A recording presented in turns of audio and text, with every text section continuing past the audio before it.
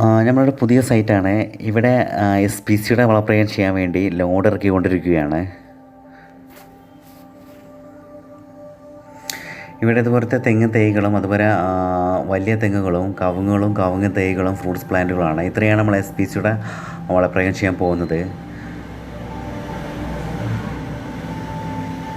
അതിനുവേണ്ടി നമ്മൾ മണ്ണെല്ലാം ഇളക്കി ശരിക്കും തുറന്ന് വെച്ചിരിക്കുകയാണ് വളപ്രയോഗം ചെയ്യാൻ വേണ്ടി. ഇത് കൊമ്പൻചില്ലി ആക്രമണം, അതുപോലെ ചെമ്പൻചില്ലി ആക്രമണം, ഈ ഒരു സ്റ്റേജിലുള്ള എല്ലാ തെങ്ങുകൾക്കും ഇങ്ങനെ കാണിക്കുന്നുണ്ട്. മുരടിച്ചൊരു വളർച്ചയാണ് ഇവിടെ കാണിക്കുന്നത്.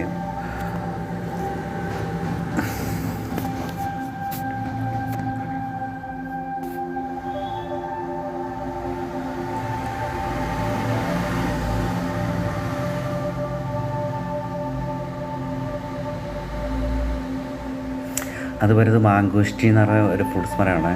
ഇത് കഴിഞ്ഞ വെയിലിൽ നല്ല വെയിൽ കൂടിയ സമയത്ത്, നല്ല വെയിലല്ലെങ്കിലും ശരി, ഈ ഒരു മാങ്കോസ്റ്റി എന്ന് പറഞ്ഞാൽ ശരിക്കും നമ്മൾ സൂര്യപ്രകാശമുള്ള സൈറ്റിലല്ല വെക്കേണ്ടത്. 50% വരെ സൂര്യപ്രകാശം കിട്ടാൻ പാടുള്ളൂ മാങ്കോസ്റ്റിക്ക്. വേറെയുള്ള ഫ്രൂട്ട്സ് പ്ലാന്റുകളെ പോലെയല്ല. അതുകൊണ്ടാണ് ഇത് കരിഞ്ഞു പോയത്.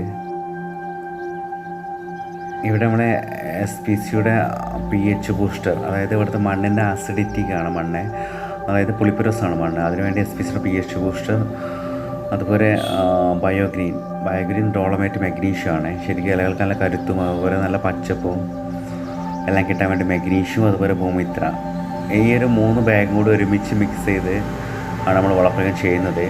ഏകദേശം ഒരു 1.5 വർഷം വരെ അതിൻ്റെ ഗ്യാരണ്ടി കിട്ടുന്നതാണ്. pH മെയിൻറ്റെയിൻ ചെയ്യാൻ പറ്റും. അതുമാത്രമല്ല ഇവിടെ രാസവളങ്ങളും അതുപോലെ കുമ്മായം ഇങ്ങനെയുള്ള വളങ്ങളൊന്നും യൂസ് ചെയ്യാത്തൊരു സൈറ്റാണ്. അതുകൊണ്ടാണ് ഇത്രയും ക്ലിയറായിട്ട് ഈ കവുങ്ങ് തൈകളെല്ലാം നല്ല പച്ചപ്പ് കൂടി നിൽക്കുന്നത്.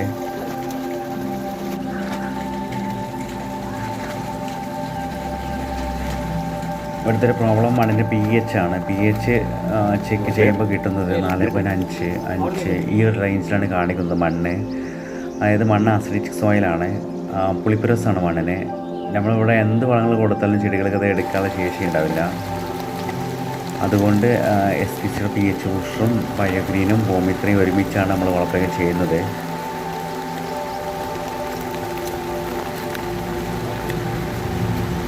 ശരിക്കും വേറെയുള്ള തോട്ടങ്ങളെ അപേക്ഷിച്ച് ഇവിടുത്തെ കവുങ്ങുകളെല്ലാം അത്യാവശ്യം നല്ല ഹെൽത്തിയാണ്.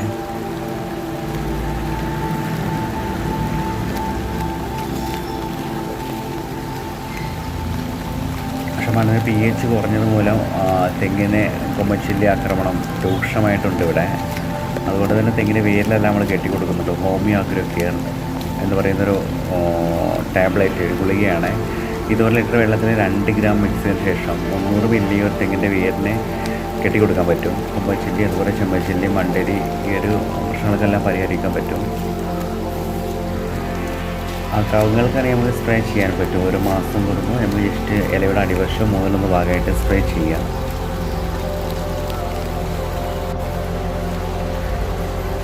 ഇവിടെ വെള്ളം കെട്ടി നിൽക്കുന്നുണ്ട്. അതുകൊണ്ടാണ് മണ്ണിൻ്റെ pH പെട്ടെന്ന് തന്നെ കുറഞ്ഞു പോയത്.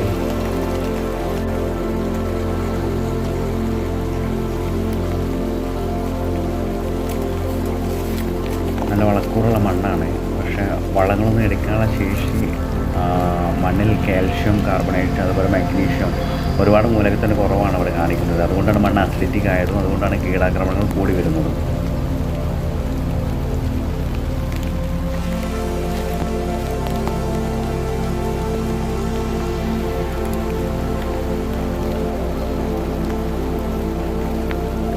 ഒട്ടപ്ലാവുകളെ ഇതൊന്നും ഇതുവരെ കായ്ച്ചിട്ടില്ല.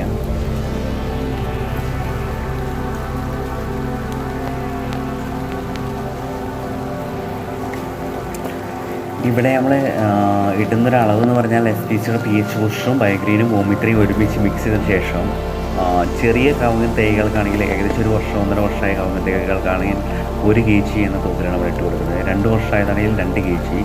ഏകദേശം കായ്ക്കാറായ 3 വർഷമായ കവുങ്ങൾക്കെല്ലാം, ഇതെല്ലാം കാസർഗോഡൻ കവുങ്ങുകളാണ്, 3 വർഷം കൊണ്ട് കായ്ക്കുന്നതാണ്. ഈ 3 വർഷം ഏകദേശം അടുത്ത കവുങ്ങൾക്കെല്ലാം നമ്മൾ 3 kg ആണ് കൊടുക്കുന്നത്.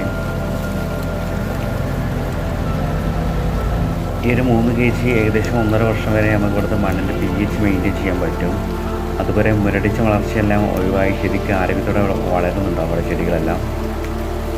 ഏകദേശം കായ്ക്കാനുള്ള സമയമാകുമ്പോൾ പ്ലാന്റുകൾ കായ്ക്കുകയും ചെയ്യുന്നതാണ്.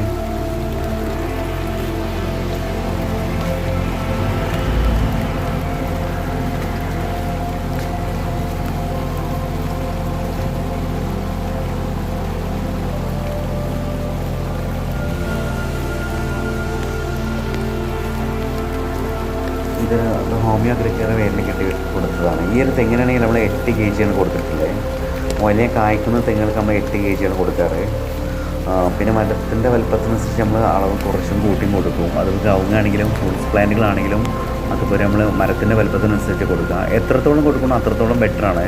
അത്രത്തോളം ചെടി ശരിക്ക് മണ്ണിൻ്റെ ആസിഡിറ്റിയെല്ലാം മെയിൻറ്റെയിൻ ചെയ്ത് ചെടി ശരിക്ക് ആരോഗ്യത്തോടെ എണീറ്റ് വരുന്നത് കാണാൻ പറ്റും.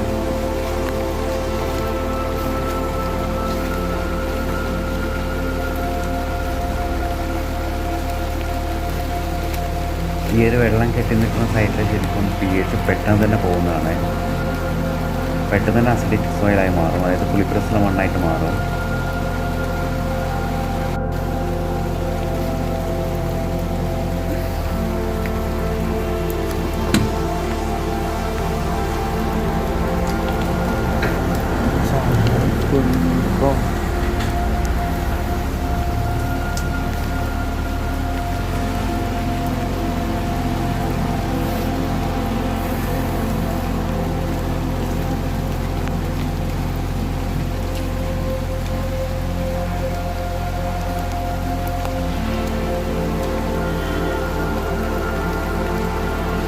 ഈ വളപ്രയോഗം ചെയ്തതിന് ശേഷം ശരിക്കും നമ്മൾ പൊതയിട്ട് കൊടുക്കണം. പൊതയിട്ട് കൊടുത്താലാണ് നമ്മൾ pH മെയിൻറ്റെയിൻ ആയി കഴിഞ്ഞാൽ ശരിക്കും മൈക്രോബ്സുകൾ വളരാൻ സഹായിക്കുകയുള്ളൂ. അതായത് മണ്ണിര പോലെയുള്ള സൂക്ഷ്മജീവികൾ എല്ലാം വരണമെന്നുണ്ടെങ്കിൽ നമ്മൾ തീർച്ചയായിട്ടും പൊതയിട്ട് കൊടുക്കണം. അതുപോലെ സൂര്യപ്രകാശം നേരിട്ട് മുരട്ടിലോട്ട് അടിക്കുന്നതും അതുപോലെ മഴവെള്ളം നേരിട്ട് മുരട്ടിലോട്ട് വരുന്നതും നല്ലതല്ല. കാരണം മഴവെള്ളത്തിൻ്റെ pH 5.5 മാത്രമേ ഉള്ളൂ. അതുപോലെ സൂര്യപ്രകാശം വേരിന് ഡയറക്റ്റ് തട്ടിക്കഴിഞ്ഞാൽ നമുക്കറിയാം നല്ല ചൂട് കൂടി വെന്ത് ചെടികളെല്ലാം അഴുകി പോകുന്നതാണ്. അതുമാത്രമല്ല മൈക്രോബ്സുകളെല്ലാം വളരെ ശരിക്കും കാർബൺ കണ്ടൻ്റായ ഈ ഒരു ശരിക്കും പൊതയിട്ട് കൊടുക്കുമ്പോൾ മാത്രമാണ്.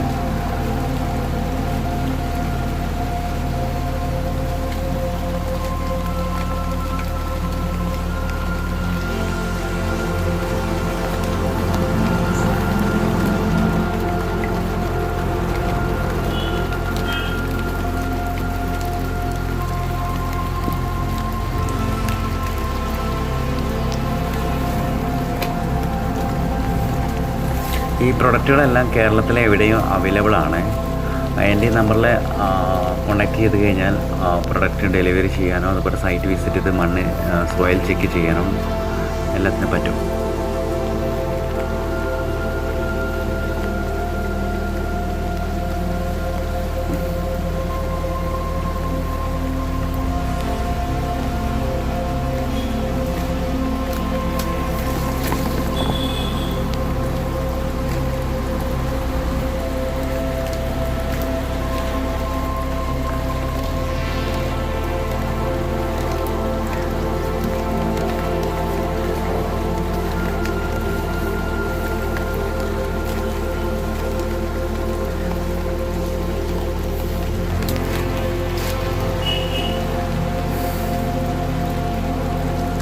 ഇതാണ് കുറച്ച് മുമ്പ് പറഞ്ഞ മാംഗോസ്റ്റി.